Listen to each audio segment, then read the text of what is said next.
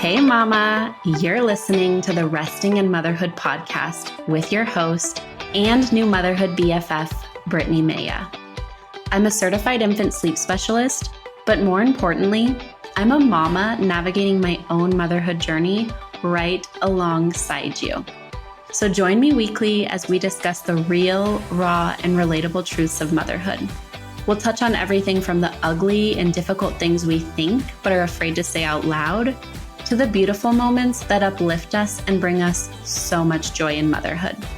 So go ahead, take a deep breath, embrace the chaos, and join me for heartwarming conversations that'll leave you feeling understood, inspired, and ready to tackle whatever motherhood throws your way.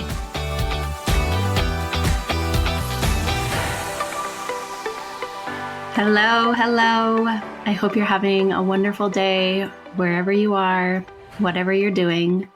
I am so excited about today's episode because I think you're going to find it very helpful. But before we jump right in, I do want to start as I always start, which is by sharing how I'm currently finding rest in motherhood. I am currently finding rest in motherhood by really just tuning into what I'm doing and not comparing myself to other moms or other families that I see either in real life or on the internet. Social media can be a great place because it's a place where we can learn a lot. We can build a sense of community, but it's also a place where we can really start comparing ourselves to what other people are doing. We see the moms who have all of the Pinterest perfect activities, or they always have the most beautiful meals that they're posting. And so we can start really beating ourselves up for the things that we're not doing without focusing on the things that we are doing and what's going on in our life. So I have been really intentional of just kind of tuning out all of that noise, tuning into my unique motherhood journey, my unique child, and really stopping myself from comparing or beating myself up because I'm not doing what that mom on social media that I saw is doing. So I hope that as I say this, you are thinking about how you're currently finding rest in motherhood or how you can find rest in motherhood this week. So I will jump right into what I want to chat about today, which is debunking sleep training myths. I hear all the time, whether it be when I am doing my weekly Instagram Q&A or from clients, all of these sleep training myths that sleep trainers will tell. And the interesting thing about all of them is they all instill fear. They instill this fear in us that if we don't sleep train, bad things are going to happen. Or if we don't sleep train, our child is never going to sleep through the night, or we're doing them a disservice by not sleep training. And I first just want to stop us and really look at that, right? All of this is based on fear because fear sells. If we're not afraid, if everything if we had no idea about baby sleep, we had no idea about sleep schedules and wake windows and all of this stuff, we would just probably raise our baby, do like what felt right for us, be very intuitive in our parenting, but this fear has creeped in, and the sleep training industry has done a wonderful job of it. They've made us really afraid, and now we feel like our only option is to sleep train because if we don't, X, Y, Z is going to happen. So I wanted to break down these sleep training myths. There's even more out there, but I want to talk about the most common. So the biggest, most blatant one is you can train a baby to sleep, which is completely false. Sleep is a biological function, meaning it is something we are born knowing how to do, just like eating and eliminating. Think about babies in the womb. They sleep just fine. Falling asleep is not within our conscious control, both adults and babies. So it is impossible to teach anyone how to do this. We all know that the harder we try to fall asleep or the more we focus on falling asleep, the harder it is. I want you to put yourself on a night, think back to a night where you've had a really hard time falling asleep. and you toss and you turn and you can feel the clock ticking, even if you can't actually hear one. And you look at it and it's like, oh my gosh, it's midnight. I've been trying to fall asleep for an hour. And then you toss and turn some more, trying to focus on falling asleep. It's that same concept. The more we try to force sleep on ourselves, the harder it gets, the further away sleep gets. And we need to understand that there are two main drivers in sleep for humans: sleep-wake homeostasis and our circadian clock or circadian rhythm. They both make sure that our bodies fall asleep when they need to. So no amount of schedules, crying, or training can do this, only our bodies. And throughout the day, sleep-inducing hormones build up sleep pressure until we reach a point where we absolutely need to fall asleep.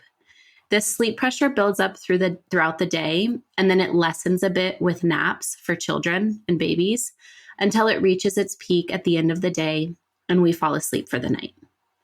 After this, we usually have our longest stretch of sleep. And another really important thing to realize is that no human can fall asleep if they feel that they are not safe.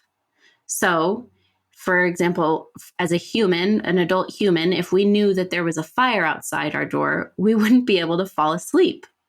For a baby, they see being away from us as a threat.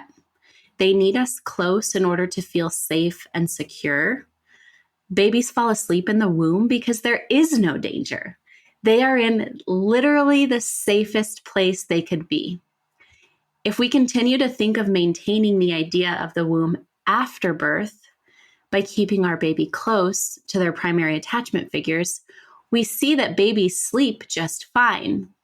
They may sleep 20 minutes or 2 hours, depending on what they need, not what we have decided they need, or not what the sleep training industry has said they need to sleep. So, since we can't train or teach a baby to sleep, what do? We show our little one that sleep is a safe and inviting space. We send them to sleep feeling safe and secure. We tune into them to learn their unique sleepy cues and wake windows. From there, we offer sleep in a way that relaxes them and calms them. If they're not in a state of fear or stress, they will fall asleep and remain asleep until they have a need. I do want to put a little caveat there and say that is for a baby who doesn't have any underlying issues going on. If they have an underlying issue going on, then that is going to wake them up more frequently than what they would normally wake up. But again, sleep training is not going to fix that, especially if there's an underlying issue going on. So if your little one is having a hard time falling asleep, you'll want to ask yourself, are they comfortable? Have they received enough sensory stimulation throughout the day? Meaning, have they been given opportunities to use their senses in different ways? If we're spending hours upon hours in our day sitting in a dark room trying to get them to sleep, they're probably understimulated, which is going to make it hard for them to fall asleep. So getting out of the house to walk around in the sunshine and fresh air will lead to relaxation and healthy stimulation, and relaxation for ourselves and regulation for ourselves if we start feeling really stressed about sleep. So not only is it going to help us mentally, it's going to help our little one with sleep as well. You'll also want to ask yourself, are their nutritional needs being met? Am I tuning into their unique hunger cues, or am I trying to keep them on a feeding schedule that sleep trainer I saw on Instagram said that they need to be on, or the internet told me that I need to keep them on? You'll also want to ask yourself, has sleep become a stressful place? Have we gotten to a place where I'm constantly fighting them to sleep? So every time we go into nap time, I'm frustrated. If that's the case, baby's going to pick up on that. And we've already created a place that doesn't feel safe. Baby knows mom has negative feelings around this when we go into sleep, which automatically puts their defenses up. And as we just talked about, babies need to feel safe and secure when going to sleep. If their caregiver is kind of giving off this anxious energy, they're already sensing that sleep is not a safe space. You'll also want to ask yourself, Have I spent hours upon hours during the day trying to force my baby to sleep? Have I spent hours at night trying to force a bedtime on them when they aren't tired? Again, this is going to have negative effects on their sleep because it's going to make us more anxious about sleep. And then they're going to pick up on these emotions and they won't fall asleep if they're feeling stressed.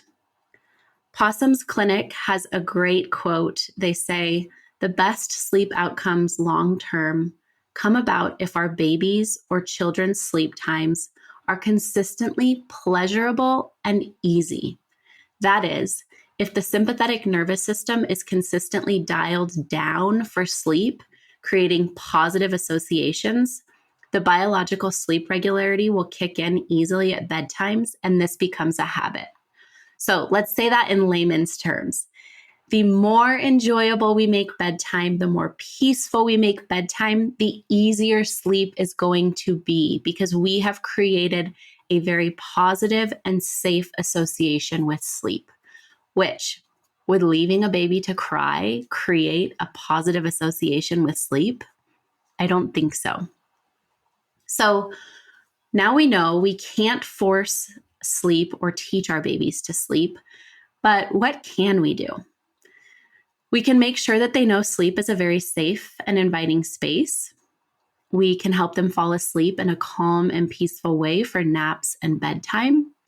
We can answer their cries night and day so they learn that they can depend on us and that we will come, whatever their need is.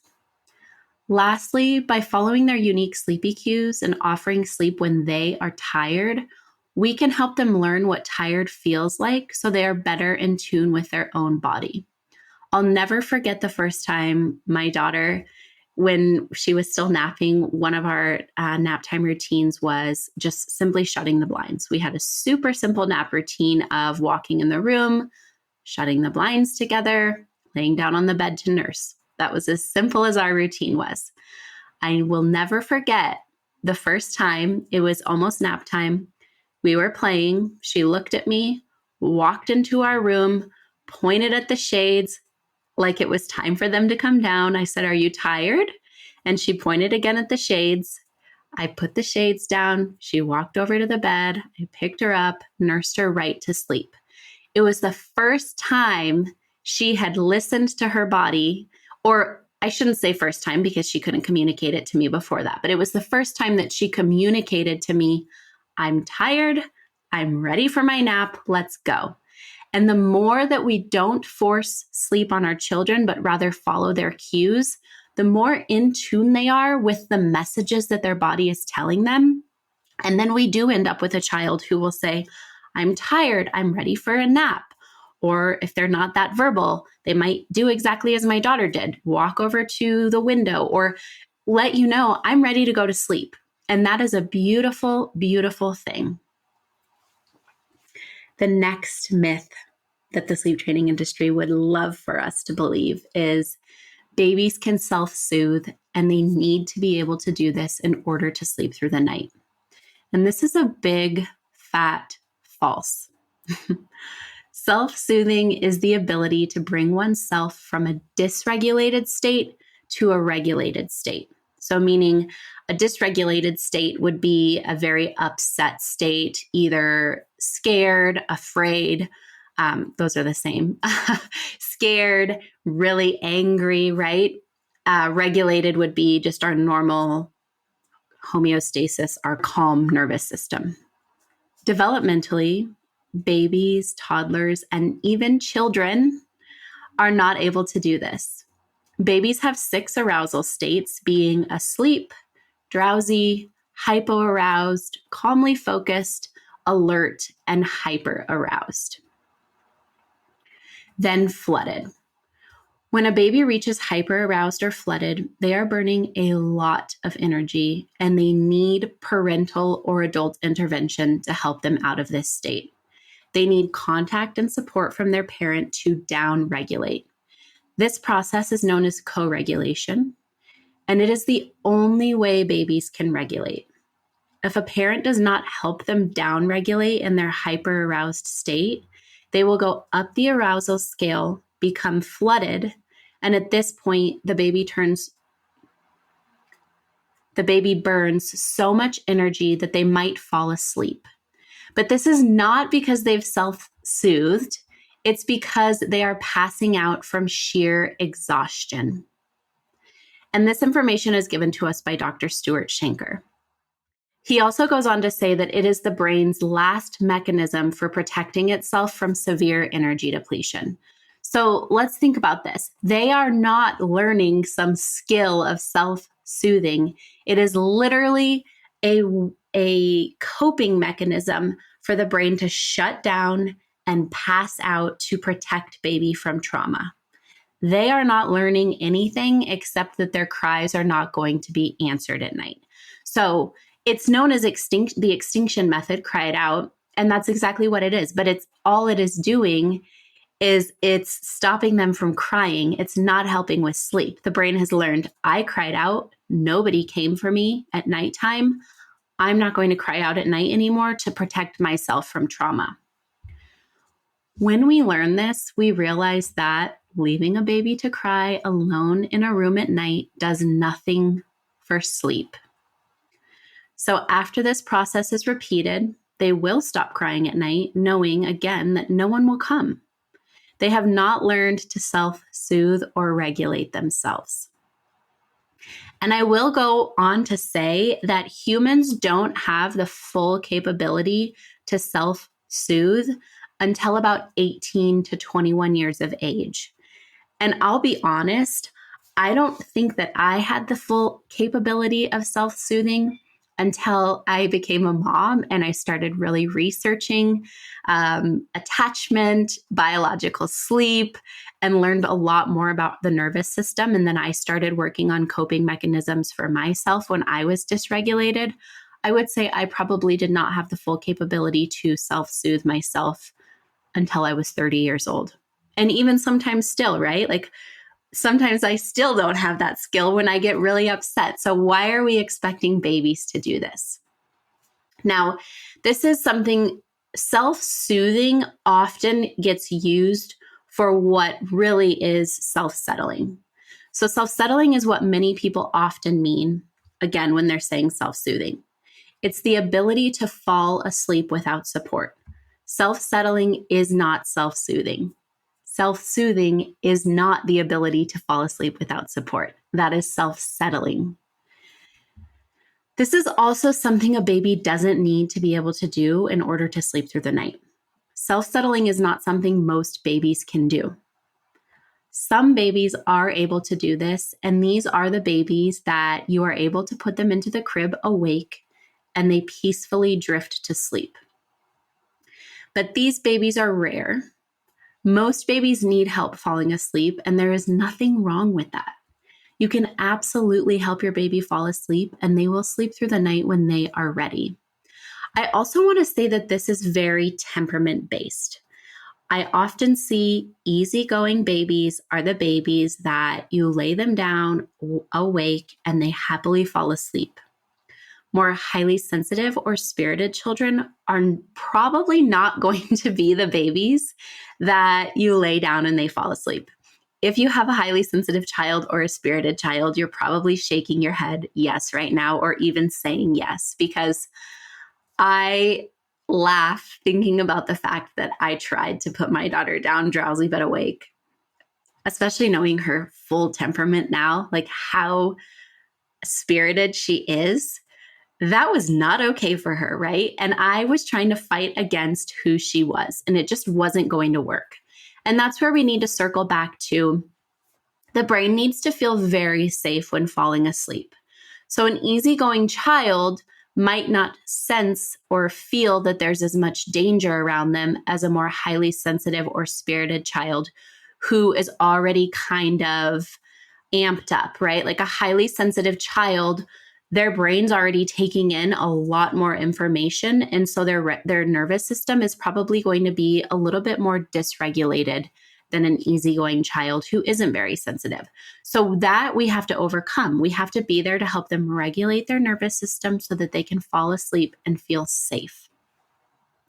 And that's where we circle back to what we talked about with myth 1. The best way to help a child fall asleep independently in their own time is to make sleep a safe space. So that will mean supporting them to sleep until they get to a place where independent sleep naturally comes. Myth number 3, a baby needs to sleep independently and/or they will only sleep good if they can sleep independently. Attachment science tells us that only through a deep and abiding dependence with a primary caregiver can a child take steps towards independence when they are ready.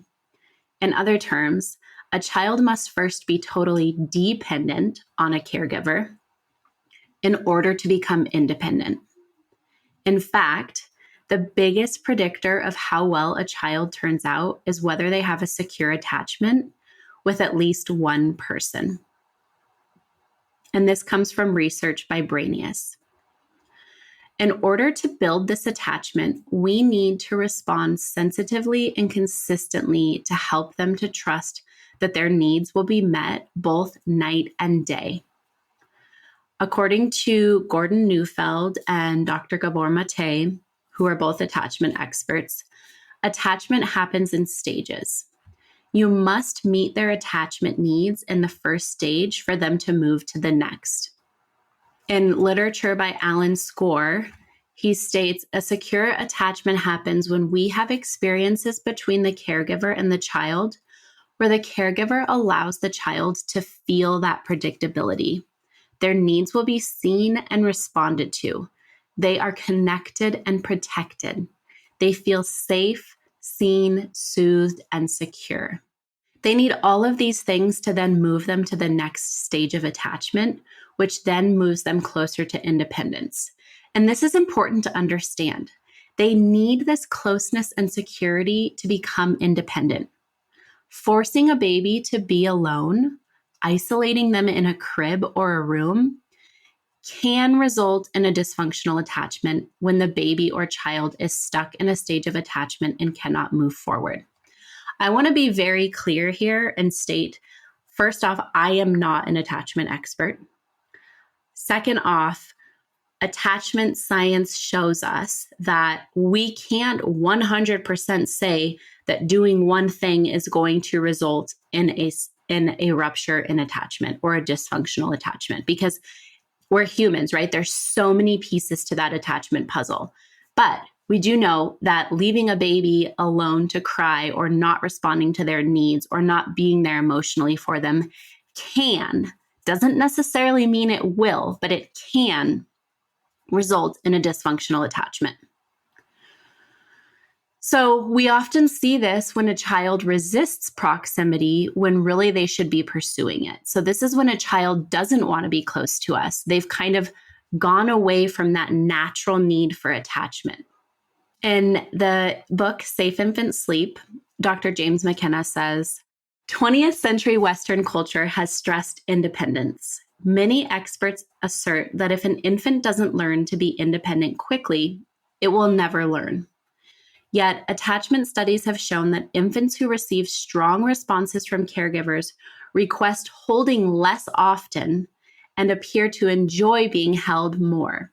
So what that's saying to us is they're not requesting to be held as much as counterparts, but they enjoy being held more when they are being held. In addition to this, a study done by Merritt Keller and Wendy Goldberg showed that children who routinely sleep with their parents actually become more independent socially and psychologically. Contrary to popular belief that solitary sleep produces confident and secure children, while co-sleeping infants will grow to be clingy and overly dependent, co-sleeping toddlers are actually able to be alone and solve problems on their own better than solitary sleepers. I want to stop here and say that this doesn't mean not all children are going to co-sleep and not all families are going to want to co-sleep. So I don't want to say that this means that just by having your child in a crib in their own room, they're not going to be independent. But it's important to note that in these studies, it found that co-sleeping toddlers were able to better be alone and solve problems. meaning that it's the opposite of what society is telling us. Forcing independence doesn't create independence. Allowing for that dependence then allows them to be more independent when they are ready. The study also found that when compared to solitary sleeping children, the co-sleeping children in their sample tended to make friends more easily, could initiate problem solving more independently, and could be by themselves with less stress. Now, again, something I want to state here is I don't know the specifics around that sample in terms of, were the children who were solitary sleepers, were they sleep trained? Was that another piece of the puzzle, right? So people get really defensive, and I can understand that if you're like, well, my child sleeps in a crib, but we didn't sleep train, but it's just what works for us. I'm not saying that children who sleep in a crib will not be independent. But again, I really want to stress that we don't need to force that independence on them. It will come as we let them depend on our love and our attachment and our connection. Myth number 4, sleep training works. Again, this one is false. I am going to quote my mentor, Lauren Heffernan of Isla Grace here. She states that it's important to note, first off, that full extinction or cry it out can work for some babies to get them to stop signaling and sleep through the night for brief periods of time. I do want to stop here and say that studies have shown that children who are sleep trained wake just as often as children who are not sleep trained. The only difference is they are not signaling. Now I'm going back to what Lauren said. What we need to remember is why it works. It is the baby shutting down as a survival mechanism, not the baby self-soothing or being trained to sleep. In a recent study of 411 babies aged 6 to 12 months who had been sleep trained using cry it out or some form of cry it out, sometimes up to 4 times, it was discovered that leaving the baby to cry only reduced the crying by 14%.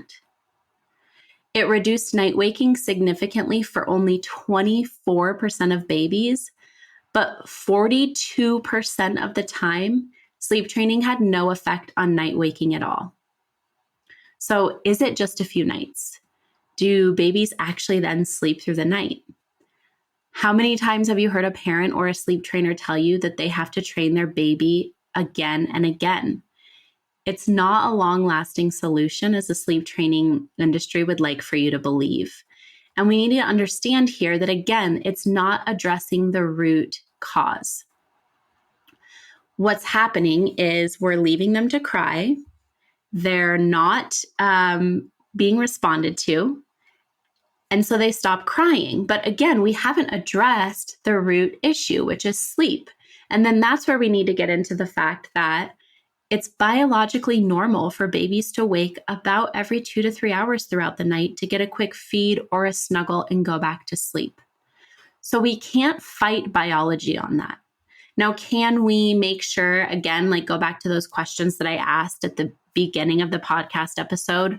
Are we meeting their nutritional needs? Are they getting healthy stimulation during the day? Are they actually tired when we're trying to get them to sleep? Those are the questions that we can look at. We can absolutely maximize sleep hygiene in our home, but we can't fight biology. We can't force babies to sleep longer than they're biologically meant to. And we also need to understand that each child is on their own unique path when it comes to sleep. Some children will sleep through the night in the first year of life. My daughter did for a beautiful 4 weeks when she was about 8 weeks old. And then never did again until she was 2.5. That obviously she's on the more sensitive side, so that makes sense. But I do have some clients who their babies start sleeping through the night regularly in the first year of life. For some children, they're not going to start sleeping through the night until well into the second year of life. Some maybe even into the third year of life. Now, do their sleep stretches gradually increase? Absolutely.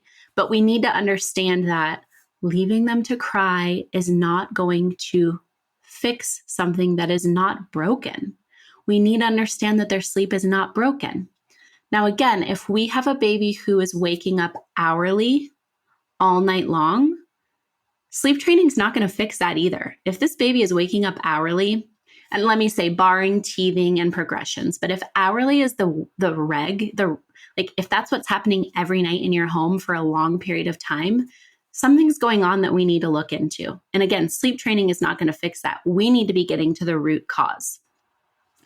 Another thing to think about when we're talking about the myth that sleep training works is that if you talk to a lot of families who have sleep trained, as soon as they travel, as soon as baby gets sick, as soon as baby teethes, they have to go back and redo all of the sleep training that they did because baby will kind of override that sleep training that they did. The pain is enough for their brain to tell them, no, I need comfort, I need a caregiver, or being out of their routine is enough to kind of send their nervous system into a place where it says, I need that connection with my caregiver. I need to know that everything's okay.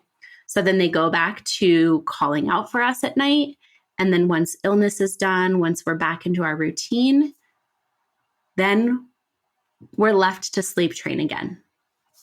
I'm saying we collectively, I've never sleep trained. You probably have never sleep trained, but my point is oftentimes sleep training is not just this one and done thing, which in itself proves sleep training doesn't work the way that they want us to think it works. Sure, we might be getting better sleep because our baby's not crying at night, but is our baby sleeping better? The next myth, motion sleep is not restorative. I remember hearing this one when my daughter was a baby, and I was terrified to go and take her on a walk. I was terrified to let her sleep in the car, which is completely false. Motion has actually been proven to be really good for brain development. You can rock, sway, bounce, walk with a stroller or baby wearing to help your little one sleep. Getting out of the house while your baby naps is not only good for helping to set their circadian rhythm, but it also helps to give them sensory input in order to get better sleep, both during the day and at night. As we discussed, light and sleep pressure are two factors that dictate whether a baby will sleep. Sitting inside all day, trying to get a nap in the dark is not going to give the baby sensory input that they need to build up that sleep pressure and actually be ready for a nap. It also has the ability to interfere with circadian rhythm. Our body follows the sun. So if we have our baby and ourselves stuck in a dark room for hours of the day, our circadian rhythm is going to be very confused about, is it daytime? Is it nighttime? And then as a parent, when we're already not getting as much sleep as we're used to, then our circadian rhythm is thrown off. And so not only are we waking up more frequently, we're probably not getting as deep of a sleep as we need because our body is confused if we're not getting that bright natural sunlight during the day. I also want to say that walking with a baby is a really great mood booster for both parent and baby. The Possums Clinic says that plenty of sunlight, especially in the morning, is known to help with adult sleep problems and depressed mood. So if we know that plenty of sunlight in the morning helps with adult sleep problems, wouldn't it help with baby sleep problems as well? This light physical activity, if done often, can actually help you relax at bedtime. And it can make you feel better and make you feel less isolated. I am a huge supporter of naps while you're walking or naps in a bright room. If you can get baby used to napping in an environment that's not completely dark, your life is going to be so much easier when they're older and you want to go to the zoo, but you don't want to have to plan naps around the zoo. You just hope that they can fall asleep while you're there.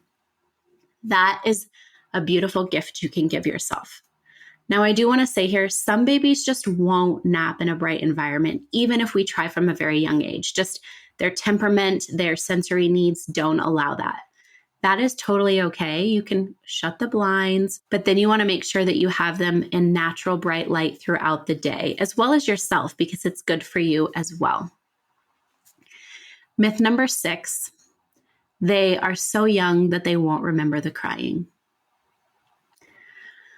This is I'm going to share a quote by Dr. Gabor Mate on his thoughts on Ferber and the idea of leaving a baby to cry. He says, Ferber, named after Dr. Richard Ferber, is the process of training, and that's in quotes, an infant to sleep by ignoring their crying.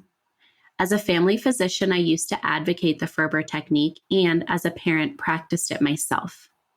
Since then, I have come to believe that the method is harmful to infant development and to a child's long-term emotional health.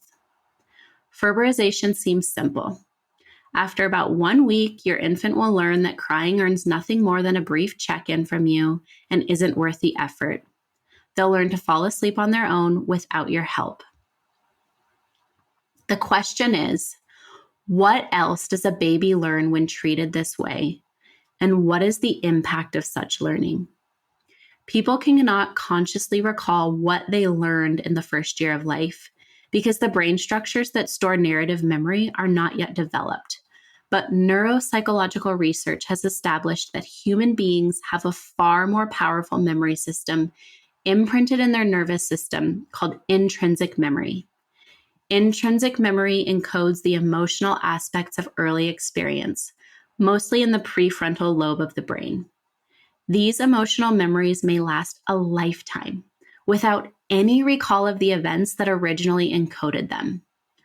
They serve as a template for how we perceive the world and how we react to later occurrences. That's really powerful.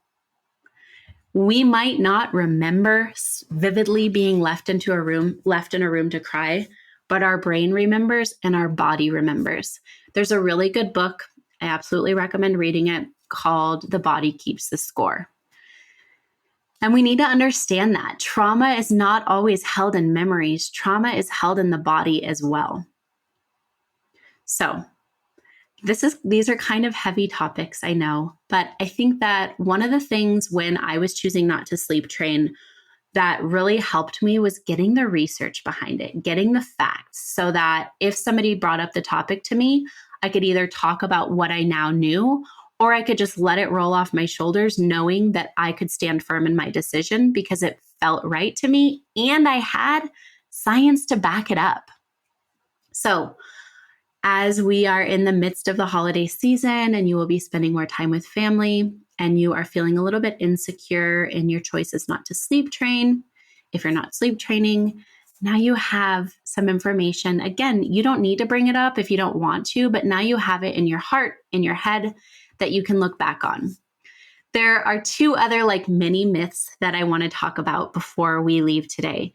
Myth number 7 is teething doesn't impact sleep. I recently had a client tell me that she had done a discovery call with a sleep trainer, and the sleep trainer told her that teething doesn't impact sleep. This cracks me up because as I was thinking about talking about this today, I had a thought. We know teething hurts babies, right? There's Oragel, there's teething remedies. We're told to give them wet, cold washcloths for them to chew on. We're told to give them breast milk popsicles or formula popsicles or teethers. We know teething is uncomfortable. So why would we think that it's not going to impact sleep? We also know that when we're laying down, if we have a toothache, the toothache gets worse when we lay down.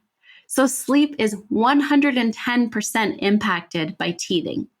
Now, I will say teething doesn't impact some babies to the extent that it impacts others. Some babies are, for lack of a better term, I never like referring to babies as easy, but some babies are easy teethers, meaning we're not going to see a lot of symptoms. Sleep isn't going to be very disrupted. And then we're going to have more sensitive children where teething is going to be a big deal. When Lila got her first set of molars around 13 or 14 months, it was 2 months of disrupted sleep as we waited for those molars to come in. Other babies, you might not even know the molars are coming in, and then you look in there and they're there. So it's unique to each child, but teething can absolutely impact sleep. The other common sleep myth that I see from people that they've learned from the sleep training industry is that progressions, specifically, I see it most often associated with the 4-month sleep progression. but that progressions are these make or break moments where if you don't teach them a certain skill, they're never going to do it. So for example, if you support them to sleep during the 4-month sleep progression, they're always going to need it. Or if you feed at night during the 4-month sleep progression, they're always going to feed at night. Total BS. Sleep progressions are just a time in a life where baby's going through huge development and their sleep is impacted. This brain development often means that they need more connection from us. They need our empathy. They need us to be there as they're growing and developing. And everything will happen in its own unique time. We don't need to withhold comfort. We don't need to withhold feeds. We need to continue to show up for our baby how they need us. So I hope this helps you. I hope this gives you some peace of mind. If you're needing more support with baby sleep, I would love to work with you. If you have a baby who's 0 to 12 months and you just feel like you need more education and resources, I highly recommend checking out my 0 to 12 month course, Resting in the First Year, so that you can confidently navigate baby sleep while also having the tools to tackle those challenges that you're having or make changes to the things that aren't working. But ultimately, I just want to remind you that you're doing an amazing job. Have a wonderful day. Let's meet up next week too. Make sure to subscribe to the Resting in Motherhood podcast on Apple Podcasts, Spotify, or wherever you're listening. Want to continue this conversation?